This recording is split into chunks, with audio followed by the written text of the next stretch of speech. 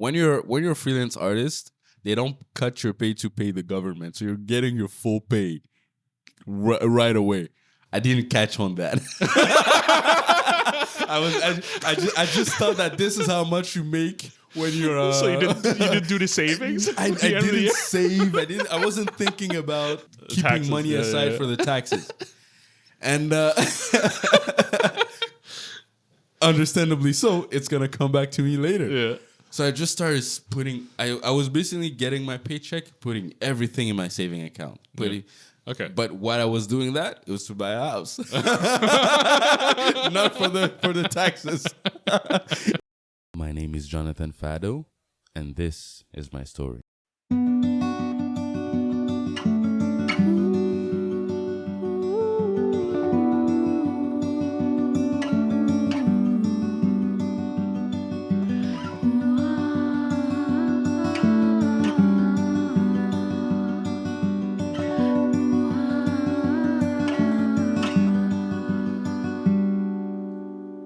Hello, storytellers. Welcome to another episode of Tells to Tell, a storytelling podcast focused on the stories that matter the most, your stories. Every episode, guests from all walks of life join us to share the journeys that define them, the people who impacted them, and anything else that is important to them. Some of the stories may put a smile on your face, while others could make you shed a tear or two. But above all, we hope that listening to these stories can positively impact you in any shape or form, even just a little. This episode, I have the pleasure of welcoming my good old friend, Jonathan Fado. It's Fado or Fado? Fat.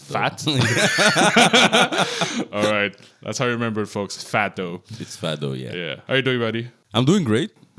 Yeah? Everything is pretty much quite stable in my life, and I'm good. just aiming for bigger goals and Bigger goals. fun, more amusing adventure, I guess. Yeah. So quick intro. Jonathan, you are currently a concept artist at Ubisoft Montreal. Yeah, concept artist / illustrator. It's illustrated, Yeah. okay. Father now, Yeah. which you should talk about.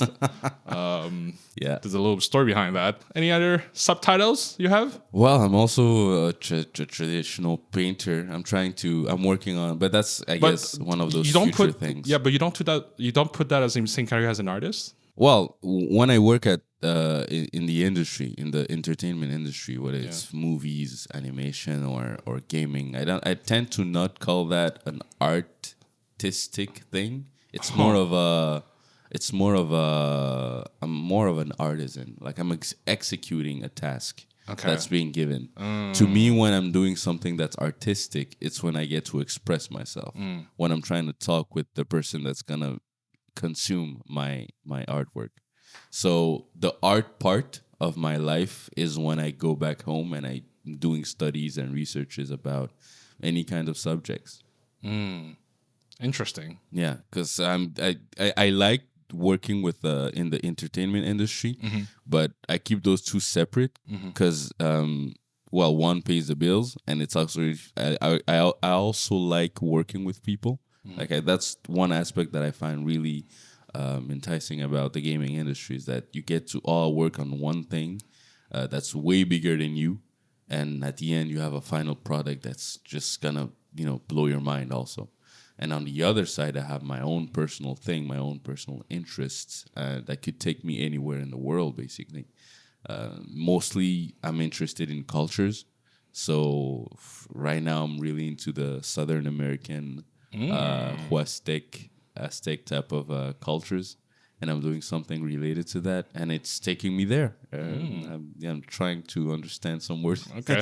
Not just learning some words in Spanish and everything, but just trying to immerse myself in that universe a bit. Kind of like when actors want to immerse themselves in the character they're playing. Yeah. To understand a culture better, their art style better. You need not even it's not about the arts. The art style is gonna be mine. It's my way of expressing myself. It's more like it's a subject that I want to talk about, and I want to know as much as possible about it.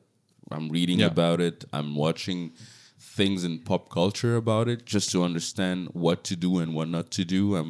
I'm also listening to what has been said about the things that have been done, and doing my best to have an original take and a good representation of the said culture.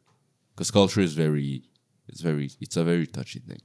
Yeah. If someone was ever to represent my culture on a global scale, I would like it to be well thought of and not just That's a cash cool. grab. Yeah, that's cool. Yeah. All right. So before we talk more about the future, let's talk about sure. your past. Yeah. Your story. So, Joe, what's your story? I was born in 1995. Never gets old, that one.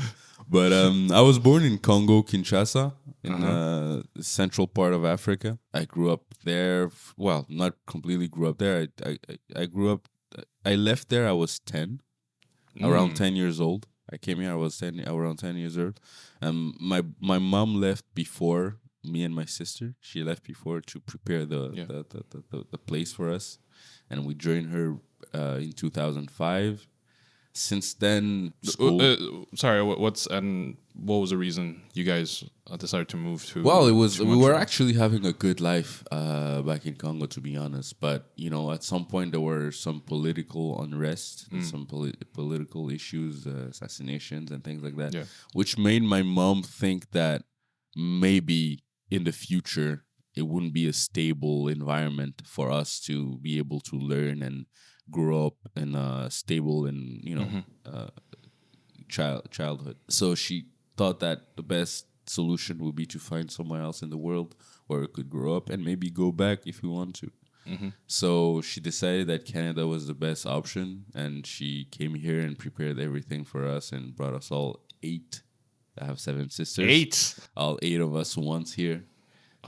She did. There's if we start talking about my mom, I will take the whole time. I'm not even joking. Really, like it's gonna be quite. She sounds like a super mom. She's. I like to talk when I talk to her. I like to say that I'm not just talking about her as my mom. I'm also talking to her about her as a person, like the person that she is. Even if you take the title of mom away, the person that she is was after Jesus, it's her. I'm telling you. Okay. So yeah, great person. She brought us here around 2005. When I got here, we started school right away, and I started discovering more about like comic books, manga, and things like that. I was already back in my country. I was already watching anime and things like that. But I got to in my country. I used to play a lot of outside. That was one thing I used to do a lot. When I got here, I didn't have many friends, so I started staying indoors a bit more. So reading was more of a thing. Watching a bit more. I was watching less cartoons actually. I was reading more, and sometimes go outside whenever I would find someone who would be willing to play. I had like one friend in the beginning. Later on, it became way more than that. Reading comic books. Mostly Asterix and Obelix, Tintin, and all those French, Belgium comic books. Those things made me want to copy them. So I was basically just copying the covers and some panels inside the comic book. Do you remember why you're so fascinated about those? Well, to begin with, when I was back in my country, I used to my big sister. Her name is Passy, and if she listens to this, she'll gonna be all. She's gonna want to take the credit for inspiring me to become an artist, but anyways, she kind of is in any case. She would tell us stories. Like she would tell stories while doing like drawings on the sand. And we had a big house, and the backyard was huge, and there was a lot of sand. And when we were done playing, for example, soccer, there was a lot of us, me, my sisters, my cousins. At some point, during the downtime, we would circle around her, and she would start telling stories on the sand. That's so cool. Well, she was basically... And she's the eldest? No, she's not. She's the third. Okay. She was basically doing storyboards while telling a story. Wow. And subconsciously, I guess, something about that stayed with me. Yeah.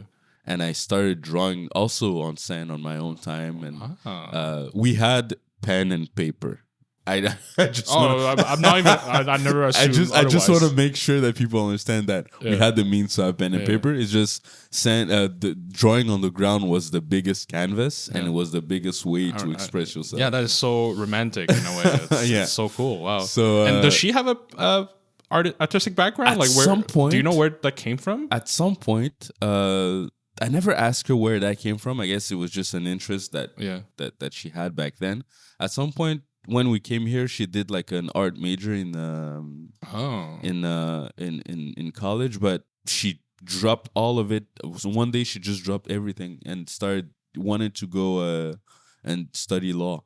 Okay. And she switched from law to do psychology. And from then on, she worked for banks and everything. Now she has her own business, but she completely left art behind.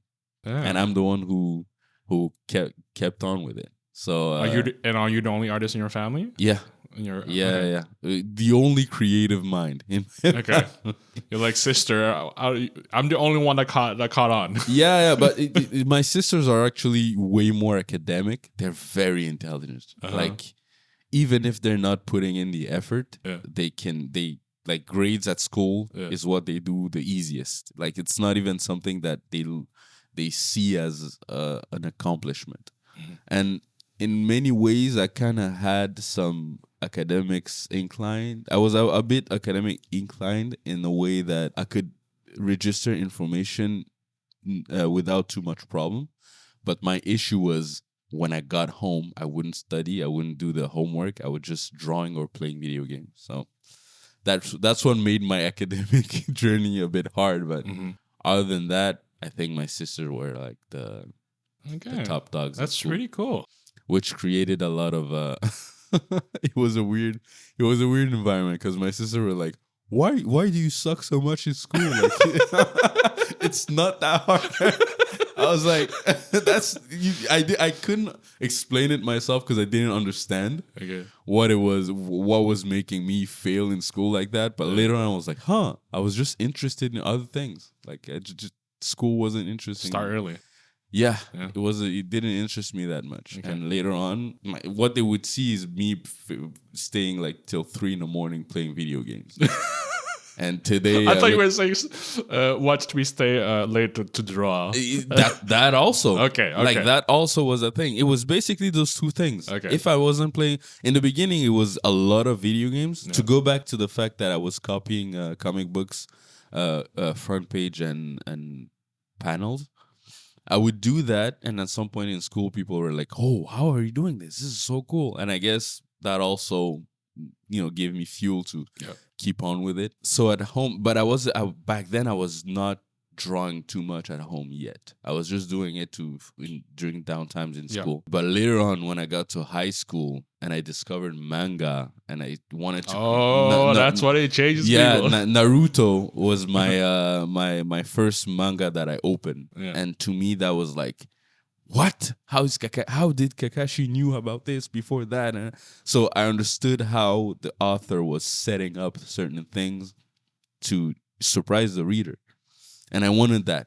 I felt like that was some kind of magical thing, and to subvert expectation, to the cool character design, and all those things were inspiring me so much that I started creating my own characters. So would you say that was the spark of, I want to be I want to start creating my characters. Okay.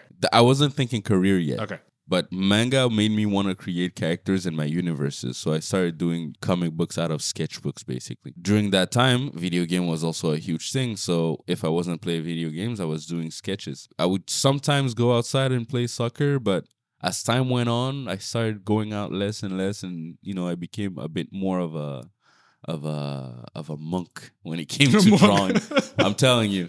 And later on, the moment where I decided that art was going to be my future, my career, and that's what I was going to do with it, was there's a funny story with that. I was playing football, American football, with my friends during lunch break in a soccer field close to the school. During college? When I was in high school. Okay. I was playing American football with my friend in soccer field without protection. It wasn't the school team. We just got a ball. We went there. Let's just hit each other with no protection. Yeah, we just started sacking each other left and right. And I was like, man, I love this. Like, I had played soccer before. I wasn't the best. I had played basketball before. I wasn't the best. In the best team of that, primary school era, but I wasn't really like important in the team, to be honest. But with football, like I could run, nobody could tackle me. Like it was hard to tackle me. I could pass. Like I was really good at it. I can confirm he has the physique of somebody who plays football here. Thank you. And the people I was actually playing with were in a team, in a neighborhood team. Like I think it was called the Spartans. And they were like, "Oh, like you're really good. You should come play with us. When are you gonna start playing with us?" I was like, "Really? You think so? You think I'm?" And they're like, "Yeah, like you should definitely come." And I'm like, "I'm gonna ask my mom." And I asked my mom. She's like, "There's no way I'm gonna sign your death sentence." Basically, like for her, playing football was basically me going to kill myself. Yeah. So I was like, I had to tell the bad news to my friends, but we kept on playing there. And in my mind, I was like, some way, at some point, I'm going to convince my mom that football is my calling. But for now, I'm just gonna play with my friends. Did she know that you were still playing though? Yeah, she knew I was playing. Okay. But she wasn't gonna be part of it. She was like, if you need my signature, I'm not gonna give it. Like point blank. Okay, it's interesting. But she still let you do it. Yeah, she still let me do it. Yeah. My mother wasn't really controlling, but she would advise me and she would be like, I do not agree with this, so I'm not going to be a part of it. But, if you have to, I guess it's your thing, go ahead. Okay. I was still playing football, and then I was doing that back in the second grade in high school. Now we're in third grade in high school. I get this teacher in my art class that's called, her name is Joanne Savard. And she makes us do like an animation for our first... We're in high school, right? That's a public high school. Evangeline was the name of the school. Okay. That's a public high school that's making you do 2D animation. Like that was insane. Back then I didn't realize it. But I only thought of it as, oh my God, like I love anime, I love manga. And this art class is going to teach me how to do animation. That's insane. So I was really invested in that class. I was doing, like, I was asking all the questions. I was really going at it. Going back to, if I'm not interested in school, I'm not going to do it. Well, this was the complete reverse. Like I was completely obsessed. She showed us how it's done. She used to be an animator in a Montreal animation studio, but when everything shut down and went to Korea, she became a teacher, I guess. French teacher, then she became an art teacher. So she shows us how everything is done, and we start doing our animation, and I finished mine before everyone else. She shows me how to do post-production. Not post-production, it's called... when you have to put everything together in the computer and everything. So she had a Mac Mini for everyone in class. She gave us Final Cut Pro and GarageBand to make our own music. That public school was stacked. I'm telling you. And she gave us. We had GarageBand in which we made our song. We made our own music for the animation.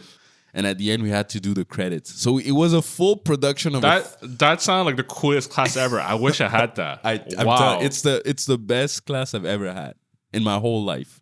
No matter the grades, no matter what I was doing, it was the best memory of me being in school. Yeah. It was basically a 3-second animation because animating takes a long time. So we didn't have a lot. And it was basically like, I don't know how many drawings I had done. Like there was a lot of it. But it was a simple animation of a ball going from left to right, bouncing off a wall, transforming into a bomb and exploding. And then credits roll. It's just to show the skills of animation. And I finished mine, music, the animation itself in credits, before everyone else. And she was like, this is good. And she was like, do you mind helping me teach the others how to do it? Damn. So I kind of became a second teacher in class. So I was showing everyone how to do their animation, checking their work, and helping them. Basically, when it came to especially when it came to the computer part, I was the only one back there, and my teacher was staying with the other students in the other, where they were actually still drawing before the computer part. So I was really like the second teacher back then. And it was so much fun. And I kept in touch with that teacher. Every time I had a chance, I would go back to her and we would talk. I would show her where I'm at with my like sketching. Even today. Unfortunately, she retired. So I went to.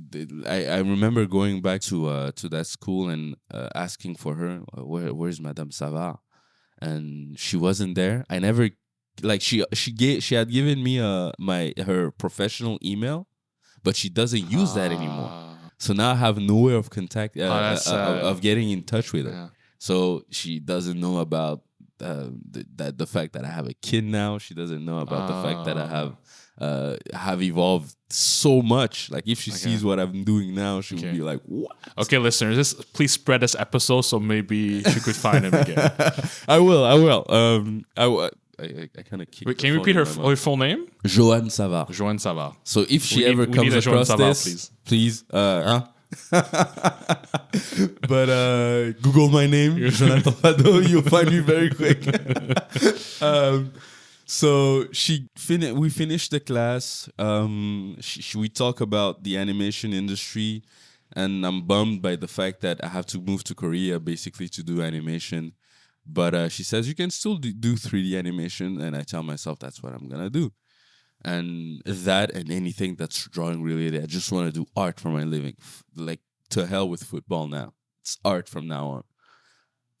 I go to tell that to my mom, and I tell her, "Mom, I know what I want to do now." She's like, "Oh, really? What is it?" I tell her, "I want to do art." She looks at me, and this is where the funny part comes. She's like, "Is the football season still?" Okay. So this. Okay. I was wondering where you were going with this football thing. I needed to set it up. She was like, "Is the football season still on? Like, do you still want me to sign you?" Damn, it was that bad. I think she said that as a joke because like she very quickly was on board with everything art related. But she said when she said that to me, I was like, you must be joking. Because I was really like, I was done with football. Like drawing was my life from then on. And I'm so glad to hear she did that. Because like, if she was serious about it, that would hearing you, even just you talk about it now. Yeah. I can't imagine you back then, how excited you were. Yeah. And then if she was really serious about cutting that like right away. Oh no, there was no way she could have anyway. No, that's why I'm like one thing we're all blessed with in my family is that we have strong conviction of where we're going in our life, and even if someone tried to set us off that track, even if it's to protect us or because they think we're making a bad choice or anything, we believe in ourselves. Mm-hmm. That's a Fado trait. Nice. So she's like, of course I'm joking, but be careful in this because I've heard a lot of at least in football I've never heard anyone starving, but in art I have. Yeah. So I told her, no, I know what I'm doing, and later on I started having like small contracts that's art related, like $100 checks for like to paint a backboard for a mini basket mini game during a festival. You were still high school. Still in high school. Damn. So I was getting like, I was making money with art from time to time. And $100 was still a huge thing. Yeah. And when my mother saw that, she was like, huh. So you actually figuring it out this early. She was like, okay, I can't wait to see where this is going. And she was also looking at what I was doing and she was like, okay, it's becoming really good. Like I'm evolving really fast. I'm buying books. I'm watching YouTube videos. I'm like really fully immersed in this. And my grades in school are not the best, but not the worst either. They're just enough. I'm basically using I'm using my superpowers. I'm listening in class. I'm listening and I'm registering. Like I'm making sure that I retain all the information that the teacher gives during class, so that when I get back home, I don't need to study. The results of that is that I don't have the craziest grades, because if I had studied, I would have, but I don't have the craziest grades. But I still, passed every exam not all of them, but the most important ones. But I didn't care. Drawing was my thing. So fast forward, we get to 5th grade in high school, and sorry, if that animation class, was that a one grade thing, or it was the only time that animation class happened. Okay. Is it because it's only to one grade or? I don't know what happened. I don't know if it was Madame Savard who asked a special permission to do it at that one time, or like, I just came at it the right time. at the right time. I was there at the right time, at the right moment, with the right person. Wow. Because there were more than just one art teacher. Yeah, maybe you've been to public school. You know how it is. They give you a teacher. It's a random thing. You don't get to choose. So I could have had another teacher. But in third grade in high school, I had Madame Savard. She did that art class. And maybe she did it for the next year or two, but for third grades, only for third grades. Yeah, I was really on the Goldilocks. I was like on the green zone at that thin green zone. That's fate. I call it. She sparked that art thing so bad that I could only talk about it. So fast forward towards the end of high school, they're starting to tell us like, you should now start thinking about what you want to do in life and where you want to go in life and start choosing your career and everything. And I'm like, okay, I know I want to go. If I'm going to college, I want to do 3D. And they're like, okay, this is what you need for 3D Cégep du Vieux-Montréal. I loved the location because it was in downtown. I love going to downtown. It was a good excuse for me to go there all the time. And the museum would be much closer to school than it was close to my place.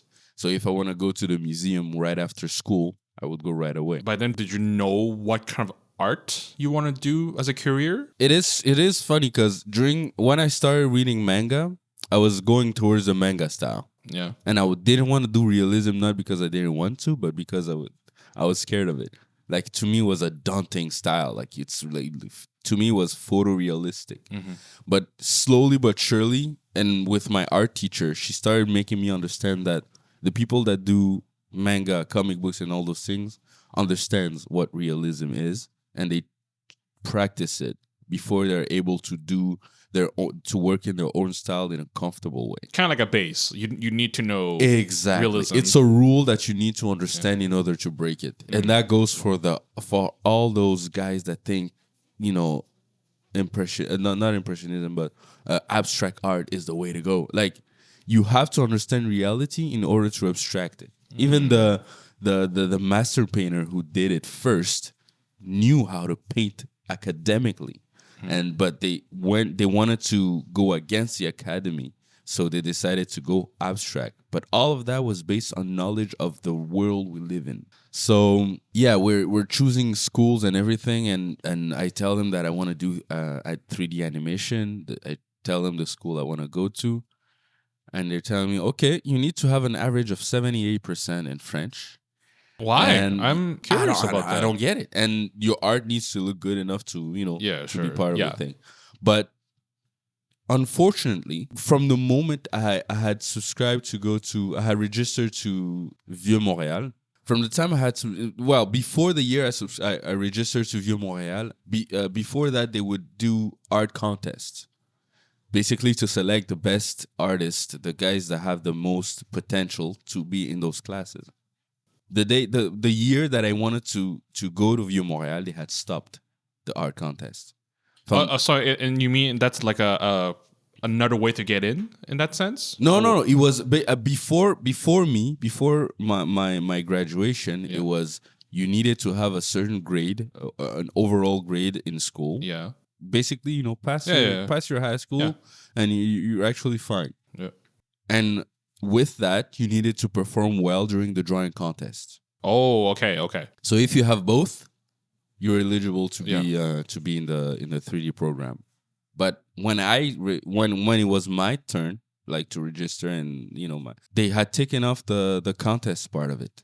So it's purely grades. So now they're literally telling you need a 78 average, 78 or 75 average to be in 3D animation class. I'm like, okay, that's high.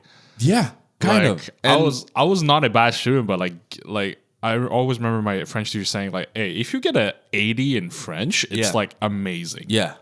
So that just gives you an idea. See, so I'm like, okay, Okay. I guess we can work it. I go. They had a in French is porte ouverte. What is Open it? house. They had an open house for the college at some point, and I went there because I wanted to see the place. That's the thing with me. When I know my future is going somewhere, I'm gonna be obsessed about that environment for a long time. So I was only talking about Le Cégep du Vieux Montréal. I was going there all the time.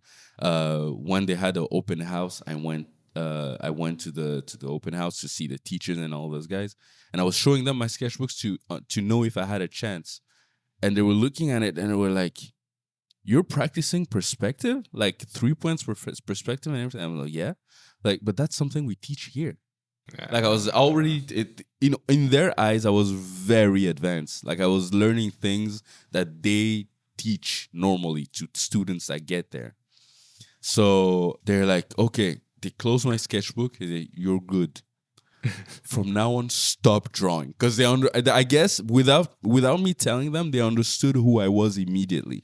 They understood my character and how I was going about school. They were like, "Stop drawing.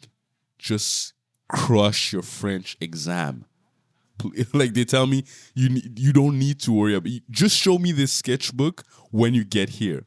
But your French, you have to nail it. I'm like, I'll do my best.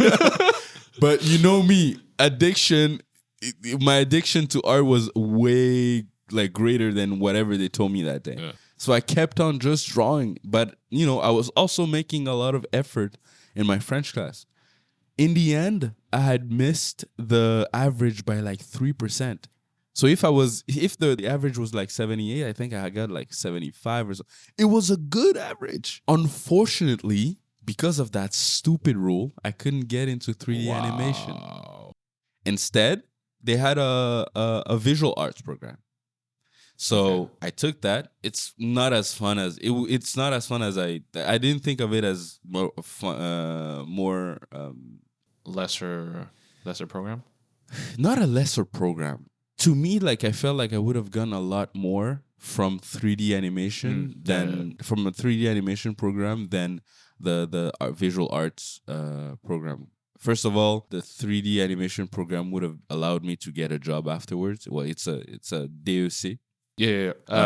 Just for info for the listeners that are not from here, it's a 3-year program that allows you to get work right away versus a 2-year program which you have to go to university afterwards. So it's our CJ program here. The visual art program was basically exactly as you said, 2 years for you to go to university. So I take that instead. But the thing that I tell myself but that didn't have a French requirement. No, that was open house. Did they ever explain why? Listen, when I miss out on something, I don't even like asking questions because it probably might just piss me off even more. Okay. Because one thing about rules and bureaucracy and all those things is that it never makes sense. Yeah. It never does. And so I'm like, at least I still get to go to the school. I still get to be educated close to a museum. That's where and I still get to get drawing classes, painting classes, and all those things. Yeah. And art history was something that I needed, but I wasn't thinking much about back then. So I get through the doors, and the first thing I tell myself is, you're not here to get a piece of paper. You're not here to graduate. You're not here to get a diploma. You're here to learn. So do that. Focus on what you learn and what you want to learn. Thinking that that way of thinking would eventually just get me to the diploma anyways, because if you focus on learning, you're going to get it anyways. Mm-hmm. So I'm going at it, and I'm crushing the drawing classes. I'm crushing the painting classes. And at some point, it gets a bit too easy. Like they're giving us 3 weeks to do a project, and I wait till like the day before we need to give the thing back to do my project, and I get a 80%. And even at some point, I had a 75, and the students were all like upset. They were like, "You did a great, like what you did was better than everything in class. How come the teacher gave you a 75, a lower grade than mine?" And I guess in their mind, they started to have that racist narrative going on. And I was looking at my teacher. She was teaching drawing, the second term of the drawing class, and she was looking at me, knowing it. We understood each other. she saw that I was being lazy. She knew the potential. She knew what I could do. So she was like, I'm not going to give you a good grade when you're not putting all your efforts in. Like, you need to put everything that you have. And she told me that afterward just to make things clear that I wasn't going towards that racism narrative. And I told her, I completely understand. But instead of doing that, I was like, I've learned the color theory. I've done the nude model classes. I've explored sculpting. During the digital art program, I found it really easy because I was already exploring Photoshop and I had my graphic tablet at home. I'm not that I'm comparing myself, but I'm way more advanced than everyone else because I'm doing the job outside of school. You know, school is just some place that where I get to display the fruits of my labor. My labor is not at school; it's at home. But for most people, their labor is at school, and I hope they just study and then exams. But for me, it was the other way around. School was the piece of cake. At home, I was just killing myself trying to understand things. So I feel like I'm way more advanced than everyone. And the fact that I have to wait, I felt like I had to wait for the second drawing, for the next level, for example. Like they had drawing 1, drawing 2, drawing 3. So I had to wait for the next year, for example, or next semester to get the level 2 of a program. And it felt slow for me. So after like a year and a half, we said it's 2 years to get the thing to go to university. After like a year and a half, I'm like, there isn't much time. Like I'm almost done with it, but I'm not gonna finish it. Just to go back to the thing that I told myself when I got in there in the first place, I'm here to learn, and I didn't feel like I was learning enough. It wasn't going as fast as I wanted, and I was having a lot of fun. And to me, that was not a good thing. Like me spending time with friends, laughing around, just having fun all the time. To me, I felt like I was not evolving as fast as I wanted. So I made the decision of leaving school, and that's when I quit. I told myself like I'm 21, I can go right away to university right now, go in a 2D animation class, and they will take me in. I go there. They tell me, "Oh, I quit school first, and I go to." I guess I should have informed myself beforehand. I quit college. I go to it was Concordia. I would go to Concordia. I tell them, "Oh, I want to do this program," and they're like, "Okay, but you have to wait a year of not going to school before you wanna." That this is another time where there's a stupid rule that makes no sense. Why do I have to wait for a year? If that's for people who don't have their diploma, their CJEP diploma, you have to wait a year before being eligible to register and do your program there. And I'm like, okay, well, I have a year to kill now, but at the same time, I'm uncomfortable because until then, I was like, in my mind, it was like school was the way to succeed in life. And my mother just and one time I have to, if I had to choose one moment where I have to take my hat off to my mom in regards to my school decisions, would be that moment when I decided to quit college. She was like, "Are you sure about where you're going? Are you sure about what you're doing? Can't you just finish it?" And I told her, no. I know what I'm doing, and I'm gonna get it through. I'm gonna get through it. Don't worry. And she just left it alone. She never went back to it. My mother had a lot of faith in me, seriously, and she never talked about it again.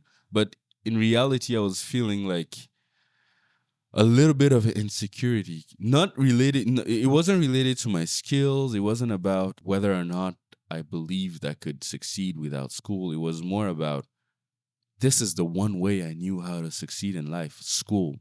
No. You just broke out of the Exactly the traditional path. Exactly. Now I'm like, how am I gonna, like, I have an idea, but is it really gonna work? Since it's not a path that's been cleared before you, you're basically creating a new path. It's like, am I gonna get there really? I go back to Madame Savard, Joanne Savard, and I tell her everything, and she's like, okay. We had a little conversation about it. She's like, and she told me basically that you're having faith in your skills and you're trusting yourself. She didn't tell me, no, you should go back. What are you doing? She's a teacher. You would expect a teacher to tell you to go back to school. But she's like, I guess you know where you're going. If you have time to kill, you should go to. Her husband was teaching in a school. I forgot the name, but it was close to Métro Sauvé. He was teaching cinema, like how to basically understand what you're watching, understand cinema, and it was a film class basically. And she told me, he teaches this. I'm gonna give him your name and show up, and you could learn a thing or two from his classes. And I actually show up, and there was a lot of students that were there. What do you call those classes where those schools where you fail in high school, but they send you to that school because you need to. Adult school. I think it's called adult school. Yeah, is it literally translated from French to English? Adult school. I think it's just adult school. Okay. I mean, there probably is a more of a professional. But it is an adult school. But usually we say adult school. And you get there, most people are like, you can clearly see like most people are just fed up with school. They don't want to be there. But interesting, why was he teaching a film class for... Because usually adult school is for people that, again, for example, fail French. Exactly, and they need to do French. It's very specific, right? Yeah. Once again, I do not understand. we just talked about it previously. Public school that are teaching you animation, never seen before. An adult school that's teaching a film class. To me, it was making no sense. Okay. So I was like, really? I get there and the guy, and I get in the class and you get like the jocks back in high school are basically all there. And I'm like, I take my seat and he tells everyone, this is Jonathan, and he made the choice to be here. He doesn't have to be here. He came here. That's a nice line. Of his own accord. And I was like, nice to meet you all, guys. And, and we started learning. He starts teaching, and I'm starting learning about composition and how to tell a narrative in a movie using visuals, using composition, using lighting, using colors. And that to me was like, you can say a lot without writing a lot. You can show a lot of things without having to. And I guess that's one of the things that I loved about manga compared to American comic books, is that in American comic books, the bubble is huge. They're just telling everything. Except if you read Hunter x Hunter. That's another story. But in American comic books, it feels like you're reading bubbles that are being, that are directed at statues. Like even the art style to me doesn't feel like, I don't feel the movement. I don't feel the Well, this is something that I forgot who it was. One of the artists told me this. Like, why manga doesn't have color? It's because manga is about feeling. Yeah. And they really they manage to transcend the page with black and white, and that's very surprising. I guess the good mix of both of them is Belgium and French comics. Basically Tintin, Asterix, Obelix, they get to make you laugh and have all the feelings without, crushing you with that bubble, that text bubble. So that's one of the things that manga does a lot, is it tells you a lot of things without having to say much. Yep. Even though Japanese people tend to explain a lot of things all the time, for some reason, when you're reading a manga, the art takes... like for example Takeko Inoue with that famous 30-page in Slam Dunk, where it's just emotions. It's just basically storyboards that you're seeing. A whole narrative is unfolding in front of you without any text.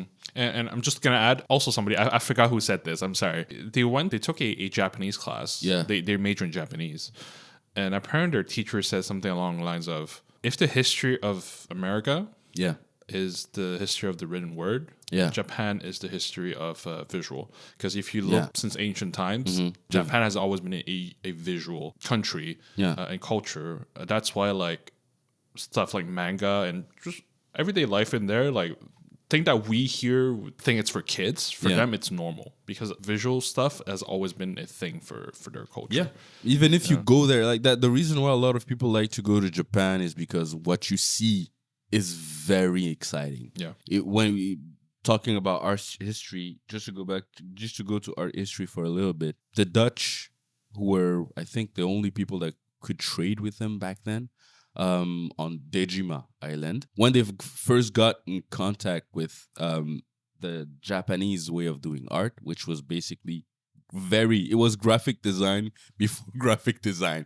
It was basically shapes, colors, and composition only. There was no like intricate lighting system on all those things. No, it was just you think about the Mount Fuji wave, that image of I'm forgetting the artist's name, but that famous Japanese art that has a wave in it. Yeah.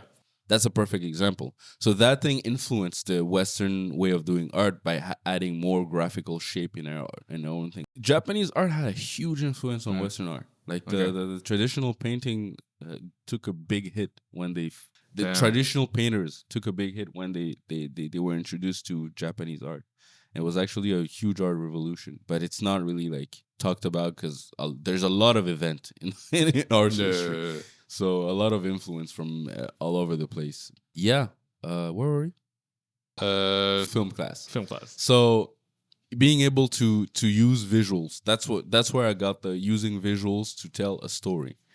And I guess that was the last thing that I needed. The missing piece of the puzzle? To understand the missing puzzle in terms of art in general. That was the last piece that I needed to understand how to tell stories with art and what art was all about. To put the cherry on the cake, Madame Savar's husband also gave me an art history book and he was like, you need to understand all of the things that you go to the museums to see.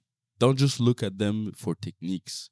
They are telling us stories. There's a narrative in there. There are symbols that represent some things to the Western people. The way the Europeans saw the world back in the 1600s is completely different from now. You need to understand how that is. I didn't take all of that to heart. To me, I was like, oh, visuals. Oh, I can tell story was just visuals. I wasn't really thinking about art history then. Art history came a bit later. During that time, I also got that job as a game tester. That's where, as a game tester at Ubisoft, I needed a job. And I was working at Omer de Serre back then, and they were laying off people. And I was part of the people that they laid off. And I was like, okay. One of my coworkers gave me a contact in Bug Tracker. That's how they were called back then. Later on became Global Step. I did that job testing thing for like 3 years. And I guess on the third year, that's when you came to be our lead. And that's where we met. That's why everything went down.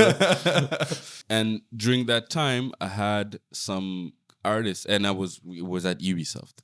And there were some artists that were basically teaching me how to present my portfolio and giving me art techniques to just sharpen up my skills. Because in their eyes, I had the level that I could present a portfolio already. Mm-hmm. And they just wanted me to perfect it. They just wanted me to make it just, there's a little 5% that you could get there. And were you the one that went to them? Of course. Okay. The first thing that I did when I got to Ubisoft for the first time was like, I need to find the concept artists. Yeah. And remember when I said, whenever I know where my future is going to be, I'm obsessed about the place. And you're a target. Exactly. So when I got there, I was like, during my break, I will look for the concept artists. And I was did you go in Ubisoft thinking about that already? Okay. Of course. As soon as they told me, like as soon as a Global said they told me, we're going to send you to Ubisoft, I was like, okay.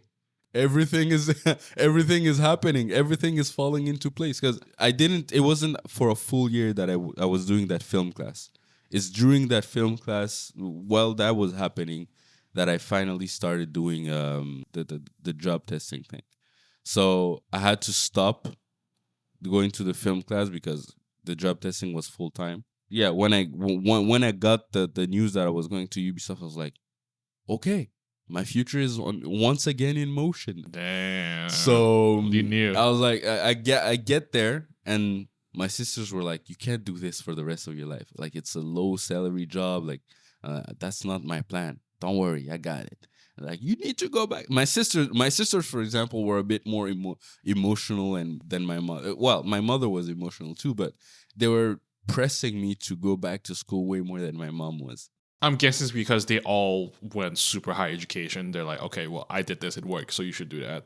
Well, yeah, but to my sisters, it was like, what are you doing? Like, especially they did recently compared to your mom, who did it years ago. To them, it was like, just go finish school. It's easy. This is how you know they're freaking smart. Yeah, just go back to school, finish it. It's easy. Yeah, so I get to Ubisoft. I told myself, okay, lunchtime, I'm not gonna go eat. I'm gonna hunt for the concept artists. And that was detective mode. I was like, okay, how am I gonna find them? I don't know the names. I don't know how to reach out to them. I don't really want my team to know that I'm looking for like concept artists. They might tell me that I'm gonna bother them and stop me from doing it.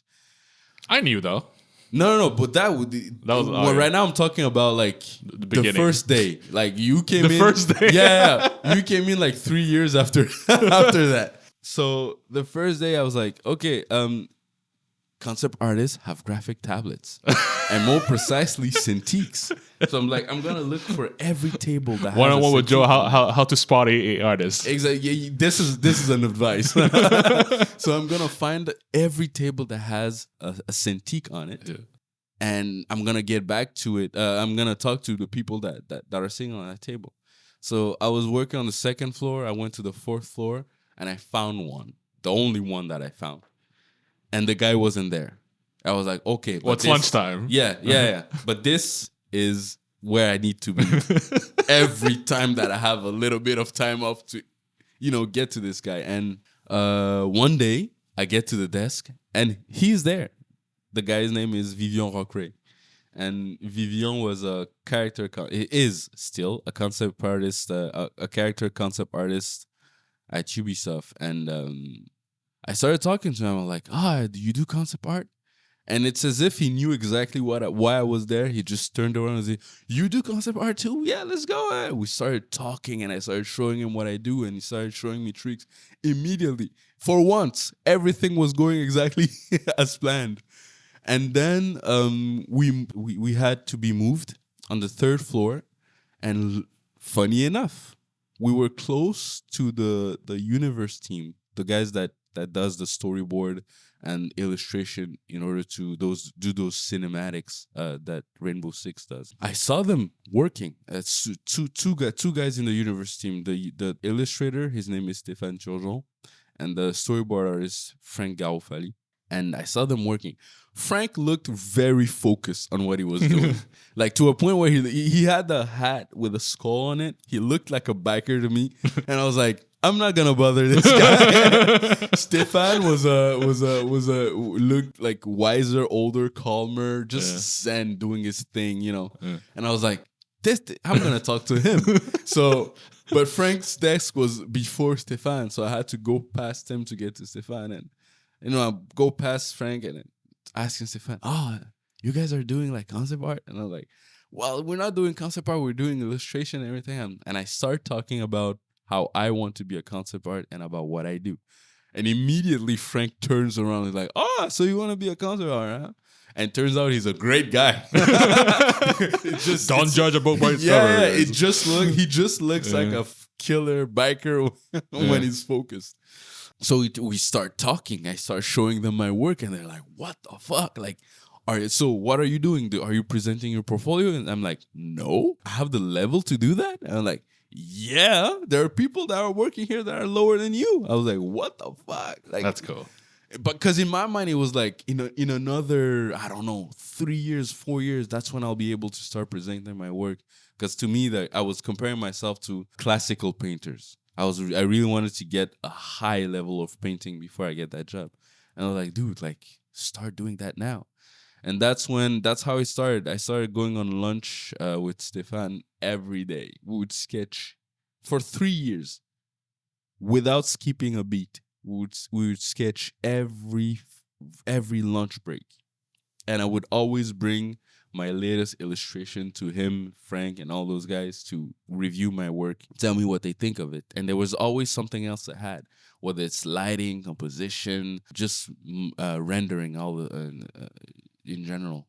And fast forward, after 3 years of just doing that, and after you Just doing that. yeah, after you got in the team, I finally decided, you know what, like I'm quitting testing and I'm gonna do my portfolio. Remind me, how long was it after I left that happened? I think we left almost at the same time. You may have left like a couple of weeks before me, Okay. even maybe a month. But I had told myself, I think I had left around October. And I told myself, so I left around 2-3 weeks. yeah. Because I left end of September. Yeah, I left end of September. Yeah. So I told myself, I need to quit and spend time working on my portfolio. Like I need to perfect my portfolio to start spreading it around and try to get that job. That was another ballsy move. I'm quitting the only job that I have, the only way for me to make money, in order to find something better. So I have no job, no way to get money. And that's another thing that makes one of my sisters scratch her head. She's like, "What are you doing?" When I told you to stop, I didn't mean like literally stop. Because at some point, like I go back to my place. I buy. That's one of the things that I tend to do. When I left school, I bought the books that I learned about in school to teach myself. Mm-hmm. I didn't just quit school to take a break. No, I doubled the work that I was doing in college. So I quit school. I bought books to teach myself. I asked questions around. Same thing here. I quit my job to start doing my portfolio, and I bought books and I bought everything that could help me around. But the books that I was buying wasn't about art. They were mostly about civilizations, storytelling, things like that. Things that would inspire me to create characters and create environments, but mostly characters. So I started working on that, and I told myself I'm only gonna need 3 months before I get a new job. Damn. And during that time, my sisters look one of my the one that was drawing on sand and telling us stories. She looks at me. She's like, instead of just sitting here and not getting money, you should like get that. You know, when you go sign up for the government, if you're not working for the government, to give you unemployment insurance. Exactly. So it's like, you're unemployed. You need the unemployment insurance. And I'm like, how long is that gonna take? Like, that's a lot of paperwork. I don't have time for that. I want to do this as quick as I can so that I can get that job in 3 months. It's actually pretty easy. And she's like, yeah, it is. But I hate paperwork. That's one thing you have to know about me. Okay. And she's like, I'm going to do the paperwork and we're going to go there together and get that done. We did it. One of my older sister, the third one, in the one right before Passy, which is the one that was doing the storyboard on the sand and like to do the whole thing. She never told me about it. She never called me. But she told me afterwards that after when I got the job and everything, she was like, when I heard that you were gonna get that government thing, and it felt to me like mom had failed one of her child. It felt to her like there was failure in the air, and she cried. She was like, "Why can't you just go to school and finish it? It's easy." And she was like, to me, like you weren't going anywhere. She couldn't see it. She couldn't see the thing. So I took that. I was getting like what, $600 a month with that. It was enough to help me pay the basics, help around the house, and pay for cable, for example. You know, I didn't need for my art tools. That was a good thing to have. I was buying my pencils and pens and all those things, and my Photoshop subscription. So I started working on my portfolio, and lo and behold, 3 months later, you fucking got a job. I fucking get the call. One of the guys that I was talking to, his name is David Waltersperger. He talked about me to his art director, and he showed him my portfolio. They were like, okay, he's really good. He doesn't have a job. He says, no, he doesn't. Okay, so you didn't even apply for it. No. Someone just Yeah. I mean, I guess you didn't ask David to do it. He just like, yo, No. At some point, he was like, "Do you want me to do it?" He didn't want to Okay. do anything against my own will. So, that like, makes do you sense, want yeah. me to give like your your portfolio? blessing to ask. So I was like, "Yeah." Do I look like I want to do testing all my life? And he basically he gave that portfolio away, and I was still doing my thing. Again, I get the call. They're like, "We want to do an interview." Da, da, da, da, da. Literally 3 months later, after I quit, they call me in. We get that interview, and it was during COVID. Everything was weird. Everything was taking more time than they should have. So instead of getting that job 3 months after, I only got the interview. So 3 months after October, that's what January. I only started doing the job in June. No, not in June. In March or May. No, April. Yeah. I started doing the job but I hired. Just to remind you the timeline, around end of March that we did the lockdown for COVID. Exactly. So, Yeah. So it was April makes sense. May makes sense. Yeah. So during April or May, I started doing doing the job officially, and I was first hired as a freelance artist, which was weird because I never had so much money. When you're a freelance artist, they don't cut your pay to pay the government, so you're getting your full pay right away. I didn't catch on that. I just thought that this is how much you make when you're. So you didn't do the savings. I didn't save. I wasn't thinking about keeping taxes, money aside for the taxes, and understandably so, it's gonna come back to me later. Yeah. So I just started putting. I was basically getting my paycheck, putting everything in my saving account. Okay. But while I was doing that, it was to buy a house. Not for the taxes. It was to buy a house. So like in 1 month or two, I had more than enough to start looking for a place. And I keep on doing that. And lo and behold, on June, the same, was it the year after? Yeah, for a whole year, basically, I was saving like that. No, it was the same year. Yeah. So a couple of months later, like in June, I had done all the process to. Was it that quick?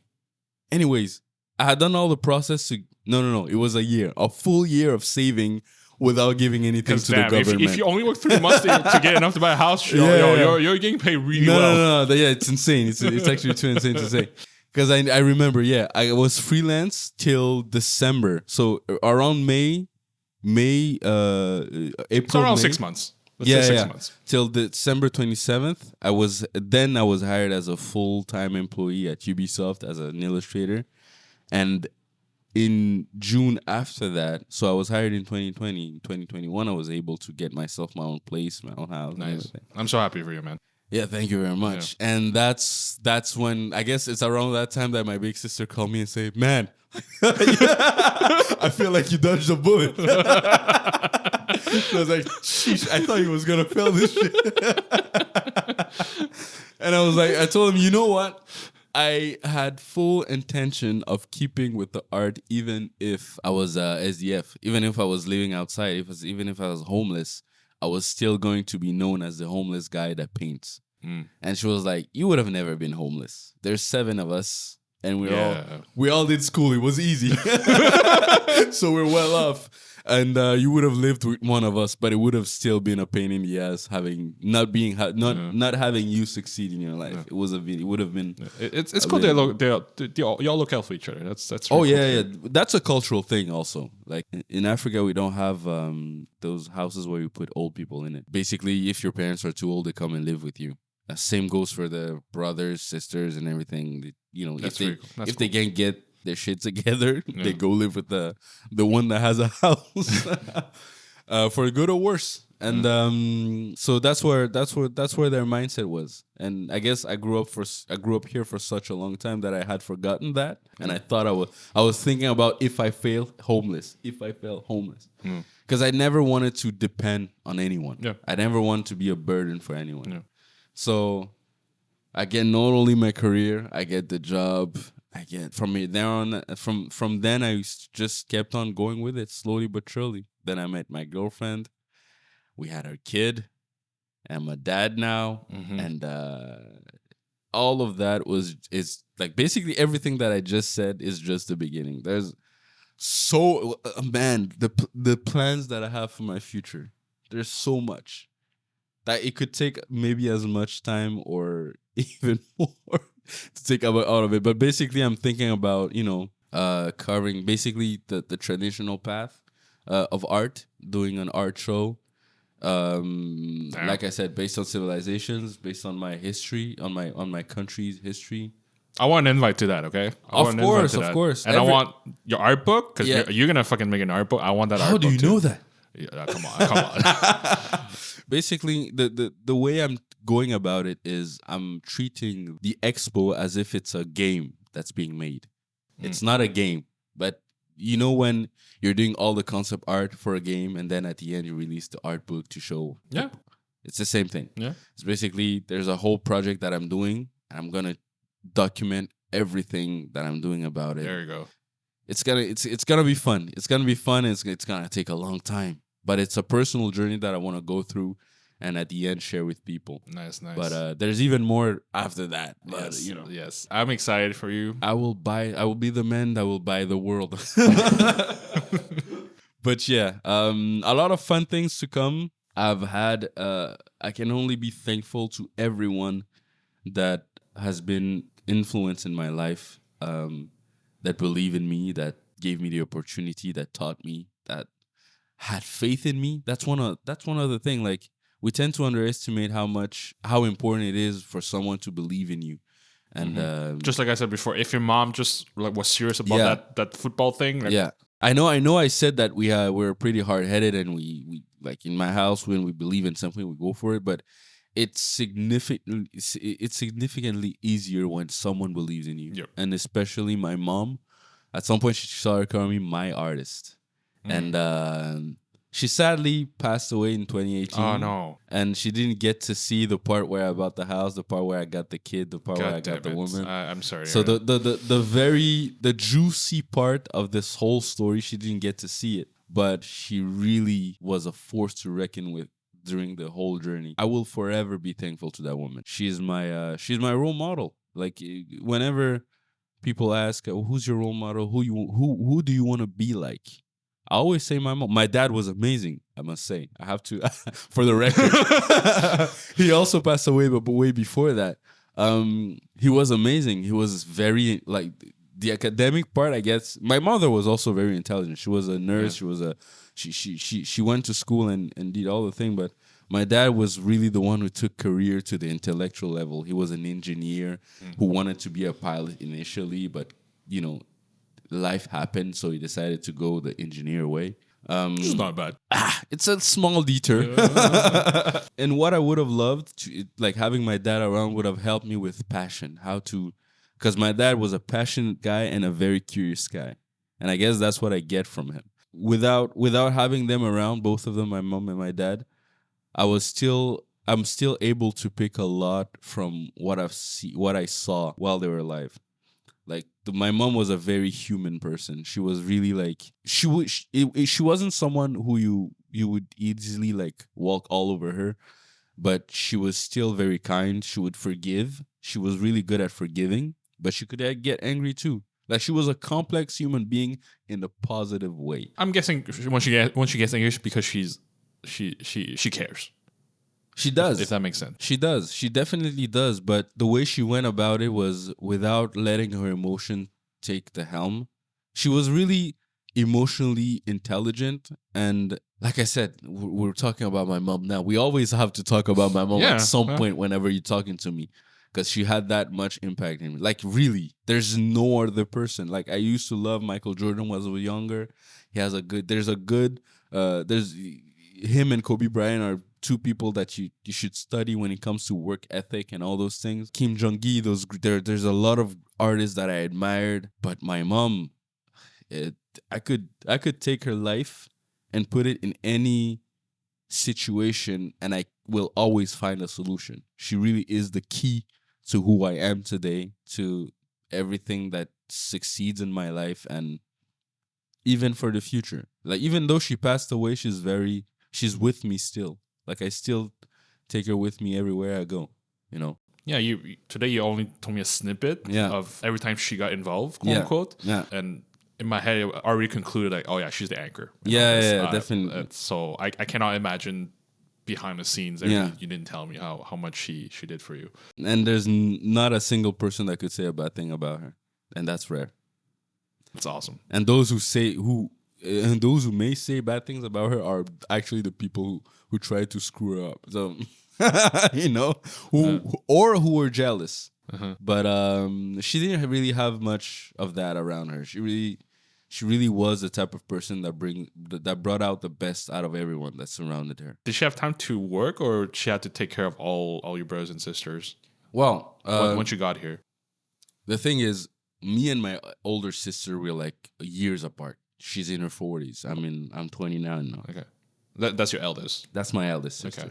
But is it in between? I'm guessing. Yes, there's an in between. But even when you were in my country, most of my big sister were like could take care of themselves in a way. Okay. Like they were old enough to. They were still going to school, but we're talking university by that. When we got here, my older sister were already working, and soon after they got their own place. And some of them were still finishing school, and not too long after they got their own place. Yeah. So when we're in my country, she was working. My mom was working. My dad was also working, and we had aunties, cousins, the caretaker of the house who was taking care of us basically. And when we got here, my mom was still working because my sisters were old enough to take care of those. There's basically the last three, the three musketeers, me, my younger, the one that comes after me, and the youngest one. Okay. So there was only us left that needed to be taken care of. It's true. Like you say, you came in at 10, and since they're 10 year plus apart, they're already 20 plus. Exactly. So again, after my mom passed away, that's when I got my place. The one that comes after me also got her place. That's nice. Like we're all of you. Everyone is set up for that's nice. That's really nice. For their future. So now it's at least she went away in peace. I think she did. Yeah. I think she did. I really believe it. She even had a smile when she passed, and everything about her was very epic. When she left, like the whole hospital knew she passed away, because first of all, while she was in the hospital, she was supposed to start suffering and all those things, but the people that were taking care of her were surprised that she was holding everything in. She wasn't showing pain or anything. I think she didn't want you guys to see it. I guess not. Yeah. I guess, but that's how strong she was. That's how passionate she was about her kids. My mother never wanted us to be in a situation where we're not happy, emotionally, physically. She always wanted to make sure that we're good. So she passed. So she took that like a champion. And weirdly enough, not weirdly enough, naturally, when I saw her go, I was like, death started scaring me even less. Like, and right now, I'm not scared to die as much as I was before. I have things to live for, like my son, my woman, and all the ambitious goals that I have set for myself.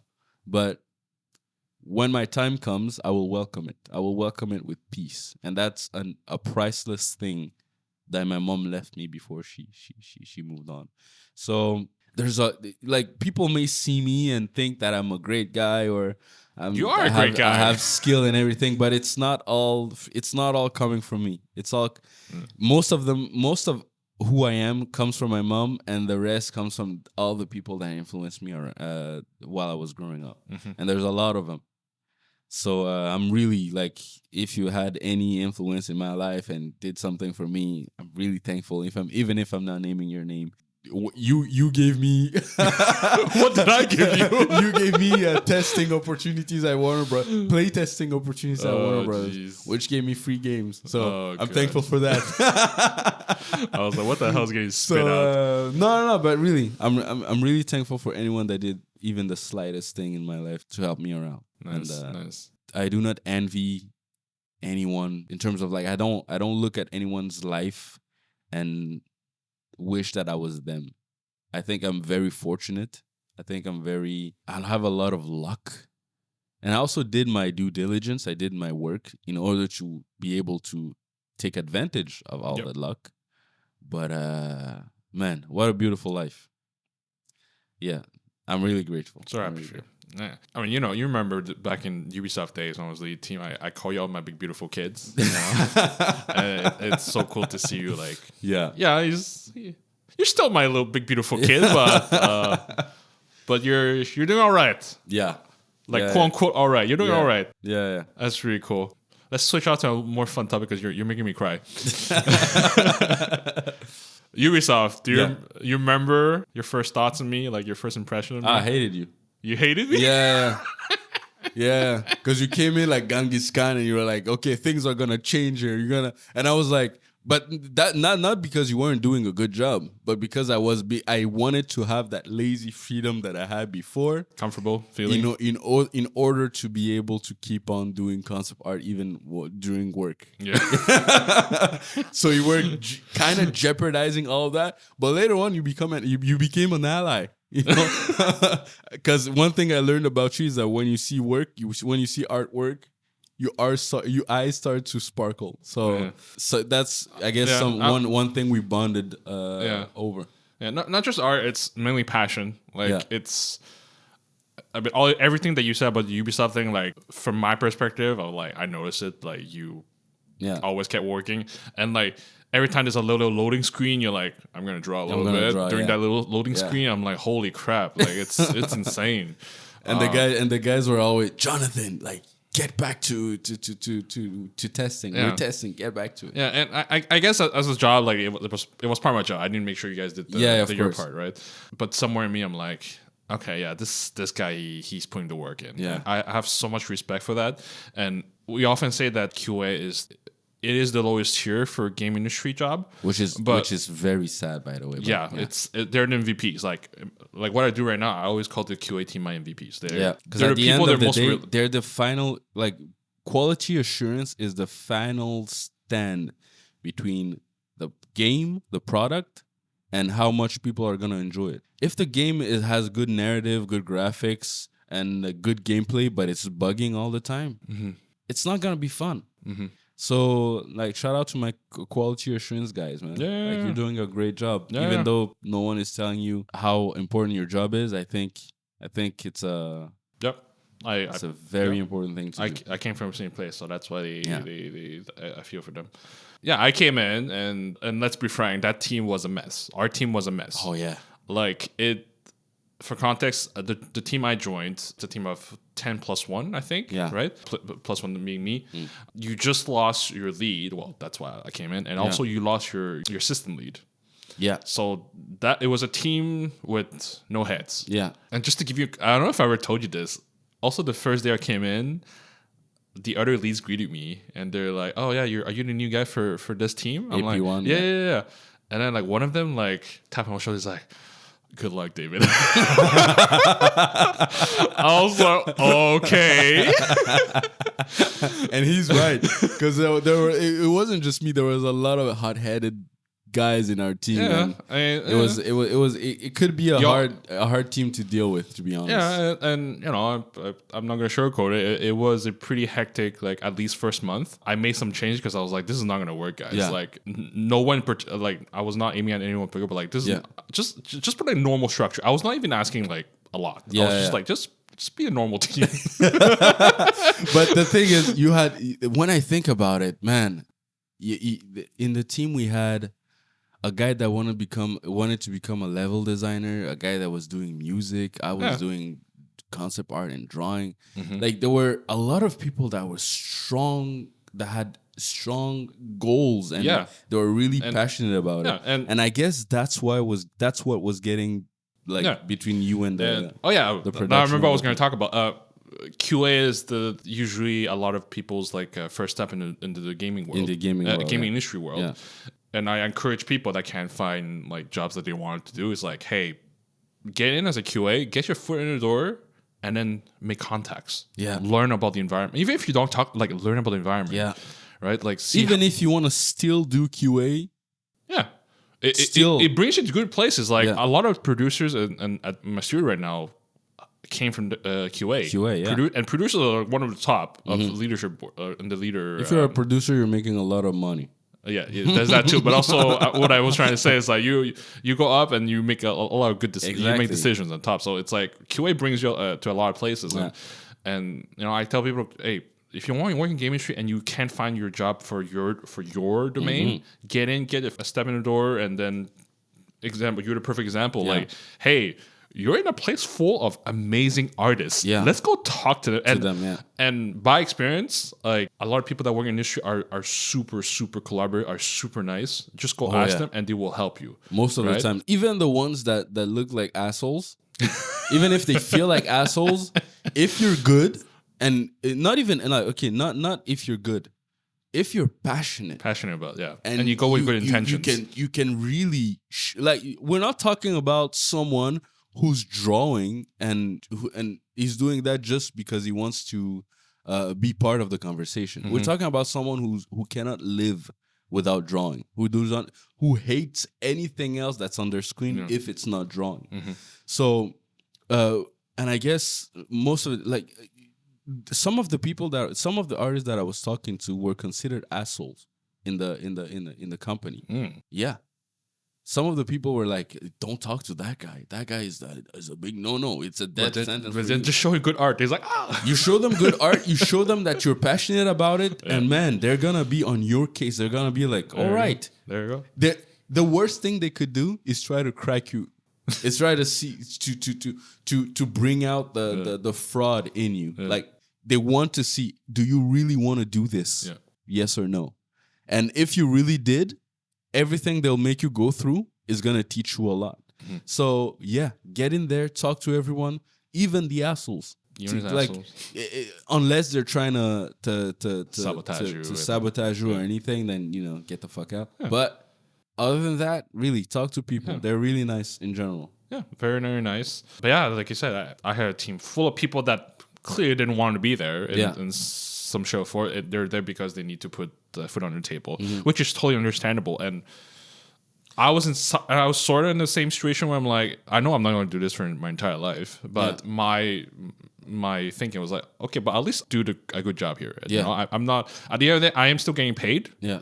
Even though people thought I was getting paid a lot, I was like, I was not getting paid more than like a lot more than you guys. But yeah, again, I get it. So that's why like I was not gonna yell, but I want to like tell you to do something. But I'm saying I was like, I get it. Yeah. You know. So that's why I keep telling my guys, like, I'm like, guys, I'm just asking a minimum. I'm not even telling you to do that and that. Like, do that, and I don't care if you have. I'm gonna use it. I don't care if you're drawing. Just at least. Queue up, yeah. Basically that, right? I was, and funny enough, sometimes you would even come to my desk and press the button to queue me up. And you weren't even asking me at some point. And that actually would make me feel bad. Like instead of having a lead that would yell at me and scream and insult me, like you're doing nothing, someone who would do what you did, which is getting off your desk, coming to my desk and pressing the A button to queue me up. I was like, man, I really need to get my shit together. So I was like, okay, I'm gonna give him a little bit because man, I'm being an asshole right now. Thank you. Yeah, but yeah, that's how I saw things. I was like, and again, a lot of people in there were like, we're not getting paid a lot. I was like, I know, but you still signed up to do this job, so at least do it. Yeah. If you were not satisfied, then quit. That is a very mature way of seeing things. Again, I'm not gonna name names, but I'm so glad. Like, I would say at least half of you that I know news of. Yeah. Like you've made it. You know, you're having a much better life than when you were in that team. Yeah. Right. So kudos to those people that like, I'm gonna move on and gonna do my stuff. Yeah. Right? I respect that much. What I hate the most is when you keep complaining, like yap, but you don't do anything about it. That's the thing I hate the most. Yeah. The people that stand still but complain about standing still. Like you got to do stuff. Much respect to you and everybody else that Thank you. That I knew in that group. Not just my team, but also our neighbor teams. I know a couple of them like made it. Like they went on to be producers or coordinator or whatever. Yeah. So kudos to everybody that. My first lead became an animator in the Rainbow Six team. There you go. She her desk is actually not far from me. There you go. There you go. Yeah. That's how. Yeah. But yeah, again, going back to the same, like I've noticed everything. I've seen the work. Like I never see you in my table during lunchtime, but when I walk to whatever, I see you talking to one of the artists. I don't know who's who, but I see the work. You always have your freaking iPad drawing. Oh man, that iPad. That's the other thing. Whenever I got a new tech related to art, I would be like all over it. Like when I remember when I got my first graphic tablet. That was back when I was in high school. Back then I was only using watercolor, like the cheapest watercolor you could find, to do my coloring and my shading and everything. But then I found out that you can paint on computers, and I was like, "You're painting on." I understand. No, I'm laughing now, but like back then, yeah, I could see it. Microsoft Paint. That's what you paint with. And what do you paint? Tool do you use? A mouse? So I started using like the basic Microsoft drawing thing so I started drawing with that. I was getting something, but it wasn't as precise as my pencil. I told myself, maybe I just need a bit of time. And then at some point I was like looking on YouTube speed painting, and then there was a videos that was talking about the tools in order to make speed painting. They were talking about screen recording software, and then they got to the graphic tablet. I was like, that's what they use. That's what they make it so good. I was like, I need a graphic tablet. And I think I was working at an IGA back then. And I just saved my money till I got the graphic tablet. And when I got it, I remember that I fired that shit up the first time. I started drawing from morning till like 10. And I was like, okay, let me just do a couple of things before I go to bed, because next day I had school. And then I started hearing bird chirping. And I was like, what? I look outside, the sun is coming up. I look at the time, it's like it's 5, 6 in the morning. I'm like, man, I can't go to bed anymore. I have to go to school. So, and that was that was way before college. That was still in high school, yeah. So, and in high school, it was like if you were in class, you had to stay up and learn. Like it wasn't as easy as in college. When I got in college, I knew everything that I needed to know almost beforehand. So I was just checking boxes. That was the hardest day in school. I wanted to sleep so bad, but that's what it did. So when I got that iPad, I had it. Even if I go to the toilet, I was drawing. I'm telling you. I'm telling you.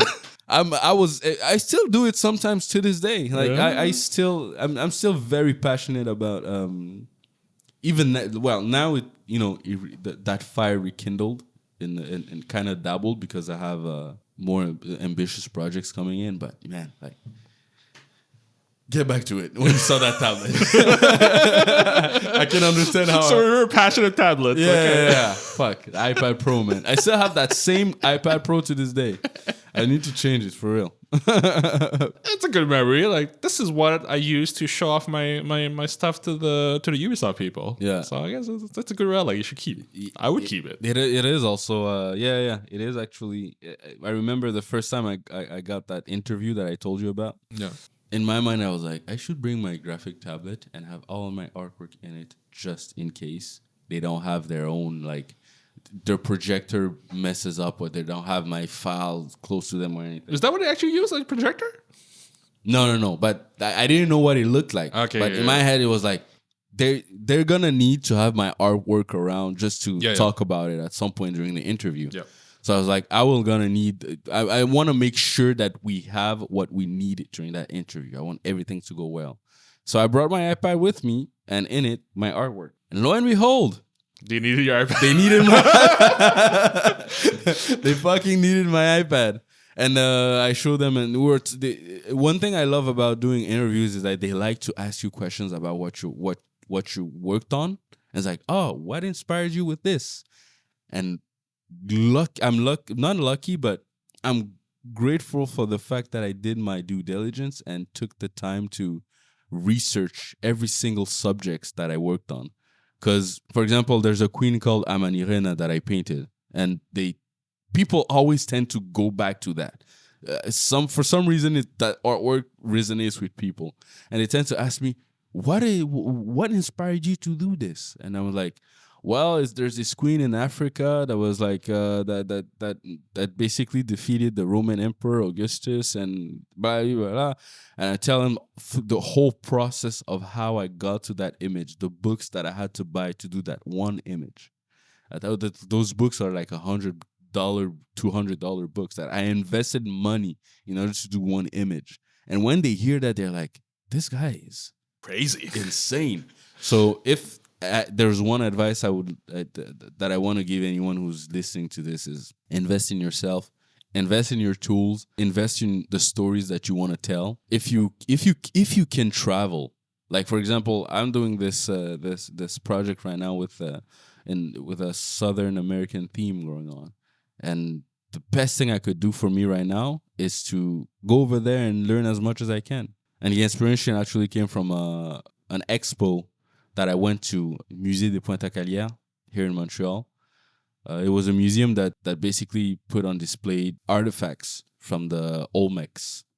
The what, sir? Olmecs. What's Olmecs? It's an ancient civilization in the southern parts of America. Okay. So that's what inspired me. So naturally, what I could do right now is put money into trying to get as much information from that as I can by buying books, buying a plane ticket to go there and ask questions to historians if I can, and those type of things. Like really spend a lot of time working on why are you painting whatever you're painting, and what are you trying to tell people with that painting, so that when people ask you about it, you have an amazing world to present to them, a whole narrative, because people love narrative. Like when you're buying, when a billionaire wants to buy a Lamborghini, he's not just gonna buy it to flex. He needs to have. That's how some people do it for flex. But it is for flex. But most of the time, the thing that motivates people to buy something that expensive is the narrative. It is the narrative. For example, let's take what's that luxury brand with a wraith as a symbol? I don't have that kind of money. I don't look at luxury brands. I'm forgetting. But they have like in the interior they have like roofs that has small lights in them, and they're trying to represent basically a starry sky. That's a narrative. Yeah. Trying to represent the astral part of our existence. Trying to represent space and all those things. That's a narrative. Maybe not like a deep narrative, but it still is something that's gonna be like, if I'm tired after a long night partying, I could just lay back in my car and look at the stars. There you go. You sold a car. Well, I mean, you can see that in every sort of media. People love a good story. Yeah. I mean, that's why I'm doing this. People love stories. Songs. You might enjoy the beat. You might enjoy something more. But when you start singing a song, is because you relate to that song, and you start, the word speaks to you. So you want to sing it. You want to tell that story. Something about it attracts you. I was going to ask you, so what's going to be the story you're trying to tell with your project? But I guess shall I wait and see, or can you tease that a little bit? Well, whenever you're doing anything related to history or myths, you're just trying to retell other people's story. Right now, I'm dealing with history, so I'm not trying to create a new story. I'm just trying to share the Mexican way of living and seeing things. How, like right now, I'm learning about the corn god and the wind god, the great serpent god, the feathered serpent god, Quetzalcoatl. It's hard to say. I'm trying to share that with people, and slowly but surely, I'm understanding why every time I'm in a Mexican neighborhood, for example, here in Montreal and on Saint-Hubert, whenever you see a restaurant, there has a corn mascot on it, and corn is a very important thing for Mexican people. And you start understanding where it comes from by learning their history, by learning their myths, like for the western part of the world, which is the European. For them, it was what do you call it? Thing you make bread with, du blé.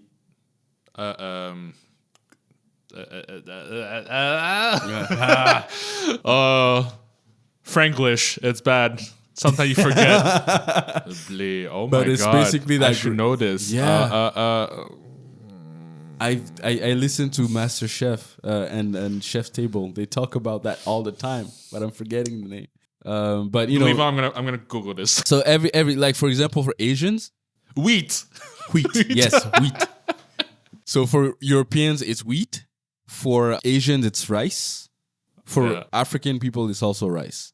So there's always some kind of carb that influences a culture that always comes back. It's like the basis of their diet. You know, a lot of those things. I'm just trying to share someone else's point of view to the rest of the world whenever I'm talking about culture. I mean, you definitely talk to those people, and I can definitely say, for example, I haven't yet. You haven't yet? Okay. Right now, it's just documentation and purely interest. I'm just watching documentaries and reading things about it. But at some point, I will. Okay, cool. No, I was just gonna say, like, for example, like, because I work in restaurants for a family. And I don't know if you ever notice, but we always have certain statues inside Chinese restaurants. Oh, yeah. And it always flatters me and obviously our family whenever an obvious non-Asian person would say, "Hey, that's a Guangyu," because we always put a Guangyu inside for prosperity and those sort of reasons. And you know, it's always cool when you hear people know about. Like I'm not gonna say that I'm an expert in my culture because I was born here, so I've lost some of it, and also my parents are not 100% traditional. So for the tidbits that I know, and when they say, I'm like, hey, that's cool that you know about this. Yeah, that's the thing is I'm very proud of where I come from. I'm very proud of my culture, my music, the music that we listen to, the dances that we dance, the food that we eat, the way, the language that we speak. I'm proud of being Congolese. I'm really I cannot express that enough. I guess the only way to express it is to do a show about Congolese culture. It will come at some point. I just need a lot of research beforehand. I really want to make it justice. It doesn't stop me from being curious about other people. Like there's something that I love so much, which is my culture. I want to understand, how is this for someone else? How is this relationship with someone with my culture works when you go in another country? Like how it is to be proud to be Chinese. What is being Chinese? And then sub question, what is to be Canadian Chinese or American Chinese? There's so many layers to it. Basically, I want to understand humans. I want to know a lot more about humans. I find humans very interesting. Yep. And the best way to understand humans is to understand their beliefs, their culture, the way they live, the faith that they follow, their gods, their demons. And so that's right now, that's the thing that's interesting me the most in terms of my artistic journey. And I hope that it will resonate with a lot more people. I can't wait, personally. Oh, yeah, it's going to be fun. Okay. It's going to be also unusual. It's not going to be the usual way of doing. It's not going to be groundbreaking, but it's not going to be the usual way where you have a shit ton of painting and people are just walking by. There's gonna be a whole narrative, not only in the painting but in the way you experience the painting. Okay. Yeah. Okay, you're hyping me up. I like this. All right. As we get towards the end of the show, I can't leave you without giving you the chance to talk about your own family right now. Yeah. Well, also because I'm personally curious, because there's a funny story about this, how I found out. Yeah. We were supposed to meet because we were partnering up for a little project, and then we were supposed to meet, and we're like, yo, Joe, are you coming? Then you just text, no, I'm in hospital. I have a kid coming. I'm like, what? We're like, what? What do you mean? Like your family? Like your family? Like someone in family you have his kid? I'm like, no, my kid. I'm like, would you? Because I didn't even know you had a girlfriend, or I don't know if you were married back then. I was like, you skip a step, bro. And you didn't even tell me you have somebody pregnant. I was like, okay. I just suddenly text, no, I can't, I'm dad. I was like, whoa. First of all, that was the story of me and my girlfriend is that of it's a very intense and passionate story. Ooh. And that's another thing that just like the rest of your life, basically. Yeah, like I'm just going off of explosions right now. So that's another story that might take a long time. And I'm also so focused on everything that I'm doing that I tend to forget to tell people. Like if you're not in the know, you're never We gonna were know. working on that project for like a year, and you didn't tell me you were waiting for a kid. Yeah, no, it was weird. It was weird. I met my girlfriend. We hit it off immediately. She was everything that I wanted her to be. What's her name? Dominique. Dominique. She was everything that I wanted her to be. She was fun. She was open minded. She's from Cameroon. So we share some things. Some of our. She's from obviously a different culture, but some of it, still kind of is the same. There was a lot to talk about. We had two different backgrounds. She's really not the artistic type. She's way more academic, doing school and everything. Just like the rest of your family. Basically. I guess I went to look for, one of my sisters. I love my sister, so I'll look for somebody. I'm gonna project that onto my girlfriend in a way. So she recently finished her master's even, and when we met, basically, man, like not too long after we decided, okay, this is serious. Like we're going for it for sure, and then that passion reflected in the fact that we had a baby not long afterwards. I'm also a man of faith. I'm really like, I'm not a religious guy, but I'm a man of faith. Okay. Like I believe that religion is an institution, but believing in God to me is a journey that I take very seriously. Mm-hmm. And reading the Bible isn't like I don't follow it the same way a religious person would follow it, in the sense of taking the thing literally word for word. Mm-hmm. No, that's not my thing. But it has a lot of guides and ways of living that allows you to have a peaceful and accomplished life. And when things happen in my life, good or bad, I tend to be like, oh, this was meant to be. If it's bad, it's to teach me something. If it's good, it's because I did something great at some point in my life, and I guess this is my reward. Or that good thing can also be a new journey. Because having a kid was literally a new journey. Like everything, like the way I aligned my future back then is completely different from now on. I just went on, like, I cranked the speed up quite a bit when it came to what I wanted to do for my future. I was a bit laid back, maybe a bit too much once I got that Ubisoft job. But when I got my kid, I was like, okay, I need this guy, Alexander is his name, to be inspired, to aim for very high goals. And in order to do that, I need to set the standards. So as soon as I knew that he was coming, I was like, okay, I need to change a lot of things, and I need to move faster. It's not going to be about you anymore. It's not just about me. It's about him. It's about him. It's it's about him and my girlfriend too. I wanted to be proud to have a capable man. I wanted to be proud of who I become in a way. It's like she's part of my life, and some of what I do is also to make her happy and proud. I'm sorry that I assumed that you're married. Well, normally that's how I would have liked to take things, but things went the other way. And I forgot. It's totally. I forgot to do that beforehand. But no, I just had to say, because I think, just in case that it'll you have a thing against marriage or something. No, I don't. Okay, it'll happen eventually, but we're taking our time. Yeah, that's fine. To do things. You're busy enough as it is. See, so yeah, right now I couldn't be happier. I really have a nice. We have like in anything. Yeah, even when I was single, you'll have your up and downs, but because perfection doesn't exist, but I always aim for it. I love taking Alexandre out. I love taking him to restaurants. I've taken him to Japanese places, Chinese places. Like he has a very mature palate now. Yeah, so I'm not picky. Okay, like culturally, I'm making him. I'm making sure that he expands his mind as much as possible, as early as possible.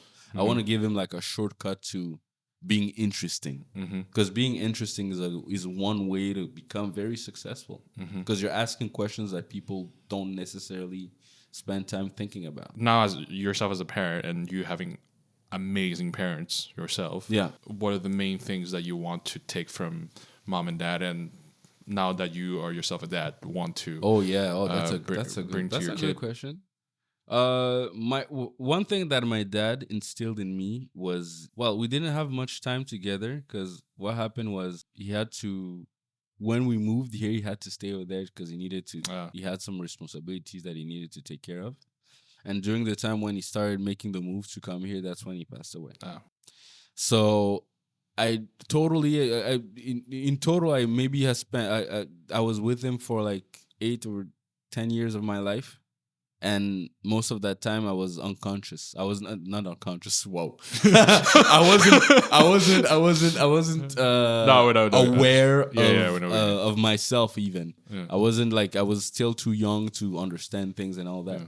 So, but you say you came at 10, but you were still aware of death. Well, you start to be aware of things around 5, 6. That's when you start remembering things. And it took me way longer. But okay.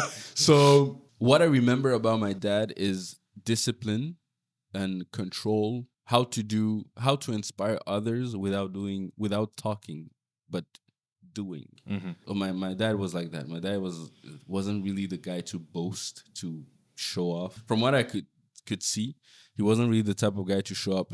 I was just impressed by what he was doing.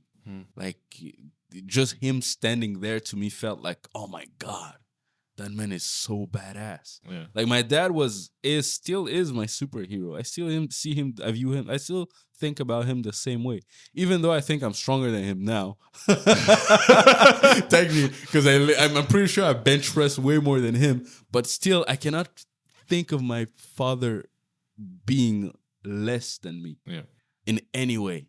Basically, what I can take from that and share with my son is just being disciplined. Not telling him to be disciplined, but showing him what it does. Being the example. If I want him to read, I will read.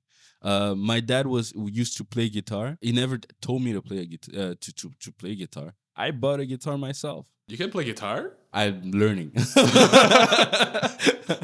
And I will also, one thing that I took from my dad was being passionate enough and not be afraid to talk about it all the time. He would talk about aviation all the time. Before I took a plane for the first time, he explained everything there is to how a plane functions. And I experienced all of that. And I was like, that's exactly how he said, how that man is a witch. And in Congo, you don't have light pollution and pollution as much as you have here. So the skies are very clear. At night, the stars and the moons are the moon. We don't have any moon. The stars and the moon is very bright. We would spend a lot of time talking about astronomy. And all of those things reflects in my life today. I'm interested in astronomy. I love everything that's space engineering and, aerospace engineering and all those things. And I also picked up guitar, and I'm learning how to play guitar now. And the thing about art is when you're a painter, if you don't know what to paint, you'll become a teacher. You'll learn how to paint a human being, and you'll teach it to other people. You just jab at the entire there's no problem with teaching. Like, I actually love the fact that they're ready to teach. But if you want to talk about things, if you want to paint things for yourself, you have to have a lot of interest. You have have interest in history, like me right now, and maybe space, music, all of those things. So those interests will allow you to understand the thing everyone enjoys in a deeper level, in order to talk about it in your painting and show a vision that you have that's different from the general public. So that's one thing that I want to give my son. I want him to pick up on what I do and not what I say. What I can take from my mother is just the human part of her, man. Like, how faith is important, how being kind to someone is important, controlling your emotion. I'm having a hard time with that right now because a kid would get things out of you that. But I cannot imagine you being mad, by the way. It happens. I've never seen you. I've never even seen you like annoyed. I would use the word. Because I have a good poker face, I guess. Oh. But with my kid, he really gets it out. I was talking about it with a coworker of mine, and he was telling me that it's your first kid. of course you're gonna be annoyed all the time. Like your mom was annoyed with your first sister. She got used to it. The more kids came out, it is. And when I think about it, it is true. Like the version that I see of my parents isn't what my sisters saw when they were growing up. Yeah, he's teaching me a lot of things too. And so what I want him to what I'm getting from my mom is just being patient, learning how to believe and trust your kid. Because when I taught him how to climb the staircase, he wasn't even walking; he was just walking on 4 legs, and on his hands and his knees. And I made him walk up the stairs because I wanted to make sure that if he has to deal with stairs, there weren't gonna be an incident, and I had to believe in his abilities to be able to do it. And that's something that came from my mom: just believing in your kid, just trusting your kid with the process, and giving him time to do it. I also want him to see me as someone who forgives people. Who, when I laugh, it's honest. And the other thing is, allow yourself to be naive. Being naive is not a bad thing. Being hopeful about the world is not a bad thing. Until you die, until the whole world explode, I will always be hopeful. I will always think of a way to make things better. And that's something that I got from my mom, and I want to give my kid. We're both learning, him and I. Me, how to be a parent. I guess I'm a very good. I'm Kratos. In many ways. It's funny you mention it because in my head, I was like, do I ask him the question, did you want a kid because you play God of War?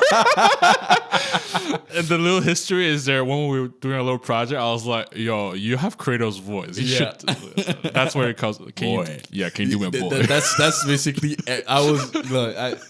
as soon as I knew my girlfriend was pregnant, in my mind I was like, okay, Please be a boy. I might have a girl, because most of in her family they're mostly girls. In my family there's mostly girls. When I learned that it was a boy, I was like, God damn, boy. I started practicing my boy. Come here, boy. And the second one came out, and I'm like, Atreus, Alexander. So I'm practicing my my Kratos voice for when I have to boy, put him back to his place. But that's another thing. It might sound weird to say, but what we consume also teaches us a lot. When I was a kid, Naruto, with his dream of becoming a Hokage and never giving up, even if people are throwing shades at him, even if people hate him, he still wants to be the protector of the village where people hate him.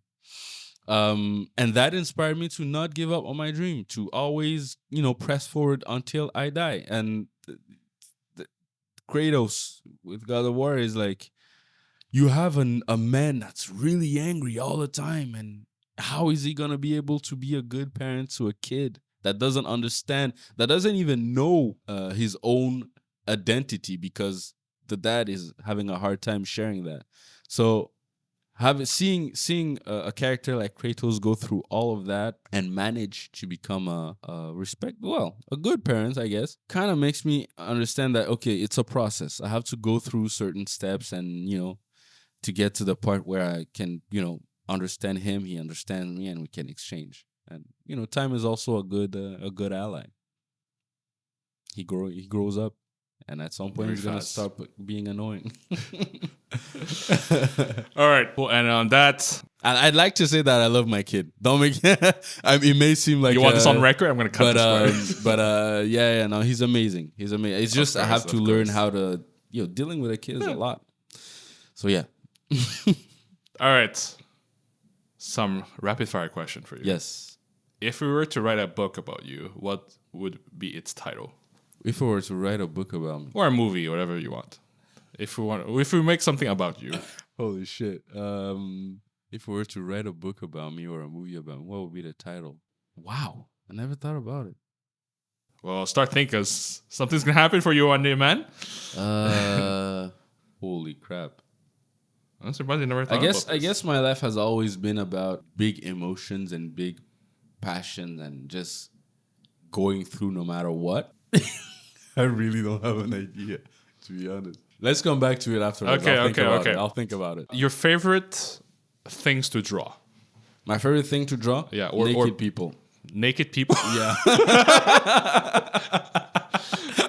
You don't have to deal with clothes. You don't need to deal with all the wrinkles and stuff. Yeah, you don't need to deal with what do you call it, perspective and all those things. It's just naked people, man. And it's also fun to explore different angles. Don't. I'm not even trying. You did it. It's just doing a character that's doing a backflip and all those things, silhouettes and all of that. But recently, I've been like, I always have a small sketchbook that fits in all of my pockets with a knife, not a knife, with a pen that fits. With a knife. Listen, I'm going all over the place with a pen that can fit inside the sketchbook. So what I'm doing a lot nowadays is like when I'm in a metro, I'm sketching people. Like waiting is not a thing for me anymore. If I come 1 hour early somewhere, I will sit down and start sketching the environment. So right now I'm loving like observing, sketching people sitting, doing their thing, sketching the environment, the metro and all those things. But if I have nothing else to do, naked person. It's a naked person that's going to come out of it. I imagine you sitting down. It's like, there's nothing interesting. I'll draw someone naked. Literally, if my brain is empty and I don't have anything in my mind, idea-wise, if I start drawing on my own, it's gonna be okay. It's gonna be that. Okay. Favorite type of art? Like style? Style, yeah. Favorite style of art. That I like to do or that I like to consume. Ooh, okay. If it's different, then give me both. Okay, consuming. Well, that also will bring out more questions. In animation. Well, my favorite style that I like to for example, when it's in the entertainment industry, meaning we're talking video games, anime and all those things. Animation, Japanese animation, especially in the 80s, Vampire Hunter D and Ninja Scroll. Those arts are really like I find them really interesting. And when I'm going to museums, like I'm very much a classic guy. I like figurative painting from the 19th century, around those times. My favorite painter right now, there's so many of them. Like Ilya Repin, I think that's how you say it. He's a Russian painter, and he does figurative painting, just killer expressions, mood, and all those things. And if we go like I already talked about the entertainment, like it's basically classical paintings when I go to the museums, and anime when I'm watching TV or anything. What's your favorite style to draw? To draw, realism. I like the classical thing way more to draw when it comes to drawing. I find reality so mysterious. There's a lot of things that I need to learn about everything that surrounds me. Like for example, there's a pillar right here. The sun comes from the window. That's an interesting saying. Reality is mysterious. Yes, even though it is. If you think about it, it should be the one that we know the most because that we study the most. But we know the least. Like when you create an art style, that's your creation. You know everything you need to know about it. But when you have to, but reality teaches you. Yeah, reality teaches you about a lot of things. That's how you evolve your art style, because you're understanding reality a lot more. Like if you look up, if you put a ball, for example, in the hallway, and the light that comes to the window is gonna illuminate that ball, but there's gonna be bouncing light in the shadows. That's why the shadow is not completely black. But when you look at the moon, half of it is completely black because there's no bouncing light on it. Nothing in bounce. That's why you only see crescent moon, half moon, full. Yeah. Like you never see the full ball effect because there's no bouncing light. That's one of the things that reality teaches you about. That's just light. Imagine the rest of it: anatomy, proportions, and all those things. So there's a lot to discover in reality, in realism. Okay. Favorite ice cream flavor? Salted caramel. Okay. I cannot. If there's salted caramel ice cream somewhere, I cannot go without it. Favorite food? My favorite food. That really depends. Favorite food. Okay, fine. Your favorite Congolese food? I will have to go with. I cannot just go Congolese food. I have to go in different part of the world. Okay. When I'm home, I like to get like fish cooked but the Senegalese are the best at doing it. but like fish that are cooked on barbecue, basically, with rice, beans. There's a fermented yam that we turn into a carb that's called manioc, not manioc, chikwang in French, but in my language it's kwanga. But those are things that aren't really known, but like those are It's home cooked, home food. Home food mostly. And if we go to Japan, good ramen. If we go to Japan, yes. We're not gonna do every country, buddy. Yes, yeah, ramen is amazing. Like sushi. I have to go ramen. And in China, man, you guys have so much. Well, we're gonna go for Chinese food after. Oh yeah, I'll bring it to my restaurant. And I don't know, man. There's so many of them, but home food are generally what I prefer. Okay, things that are healthy and. Okay. Sub question: is that you or Dominique that's making that food? It used to be me. Until I learned that she knew how to cook.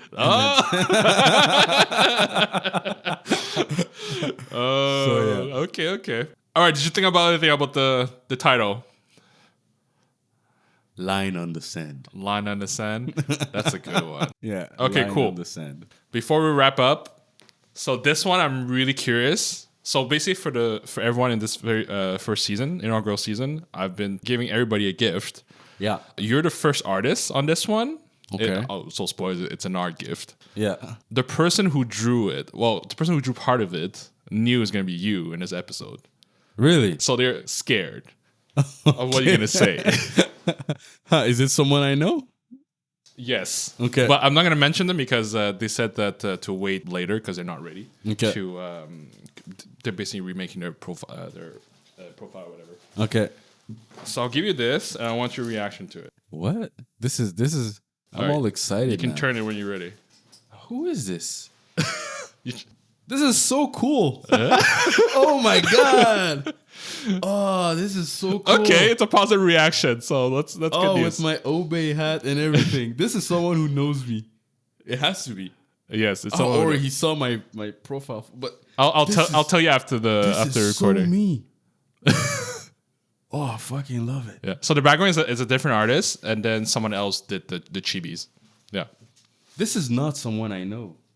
The chibis or the background? Both. Okay. Cool. Do I? I'll tell you after this. Okay. But this is cool. I really love. Okay, cool. Oh cool. man, all right. I love the way. This is really nice. This is really nice. Oh, okay. Yeah. Okay, they're gonna be happy about it. Nice. Oh man, this is nice. Nice. But yeah, hope you like the gift. That other person is obviously me because you didn't guess. Yeah, I know. But the way he drew me or she drew me is very detailed. Okay. And, not detailed in the sense like it's real. It's a chibi. It's not real detailed as realism, but the beard, the patchy side here. He did the patchy beard. There's a patchy side of it. The way I wear my hat. You can wear things, but there's also the way you wear it. The way I wear my hoodie. Like this is really cool. I love it. There you go. And what about the background? Any thoughts about the background? The background is like it's starry skies. We were talking about skies earlier. It's we're talking. So I hit close to home. I starry skies to me is camping is something that I want to do to go see stars. So this goes, and we're talking right now. This is exact. This. Yeah, I mean that was kind of the feeling I want to portray. Yeah. I'll show you the cover for. Because this is obviously exclusive to you. Yeah. I'll show you the cover, but that's the feeling I want to convey when I talk to you. I was like, hey, it's like we're around a camping fire and we're chilling. We just talk about deep stuff. And for listeners, for this art and for everybody's art, obviously go on social media. You'll see them. I'll post them. I'll post it online. And we were talking about narrative, and the reason why I like this thing so much is the narrative. There you go. I just gave you a sky, stare. the fire thing, and there you go. thank you whoever did it. And if I know you and he tells me the name afterwards, I'll personally message you. Yes, I'll tell you after this. Before I close out the show, anything you want to shout out? Where can people follow you and all the good stuff you want to share? My name. Well, my name is Jonathan Fado. You can find me on Instagram, ArtStation. Yeah, that's pretty much it. Well, Look at this guy. For what I would wish I could shout out right now, I don't want to talk about it too much. Yes, because it's still an upcoming thing. But I'll tell you what, I'll definitely want to have to back in the show after all that is said and done. Definitely. I cannot wait. Like everyone that I've talked about that this project has been really excited about it, want to be in it, want to see it, so it just makes me want to do it even more. It's a Jonathan Fado joint. I want it, man.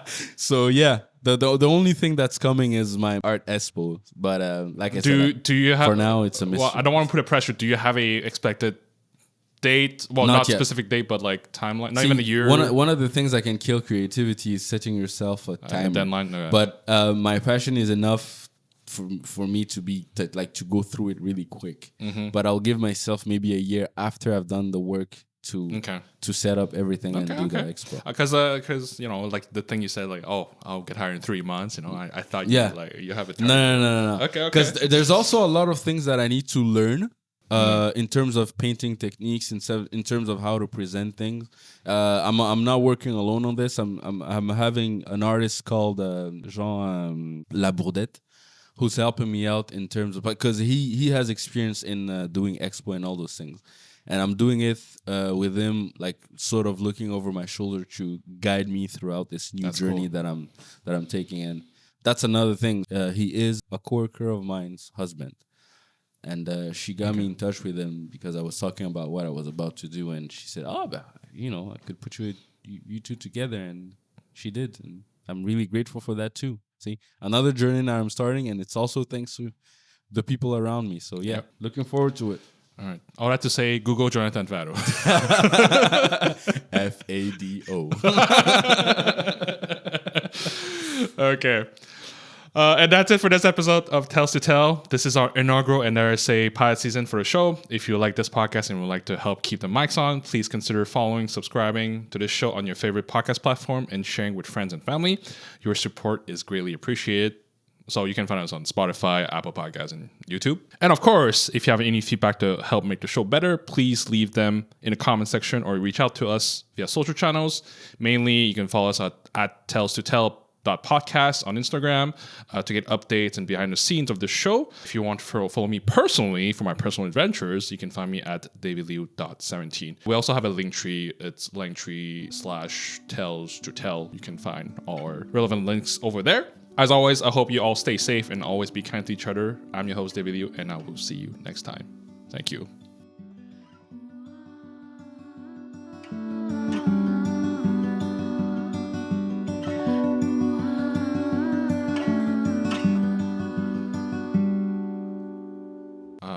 What was I talking about? Shit. What was I talking about before you cut me off?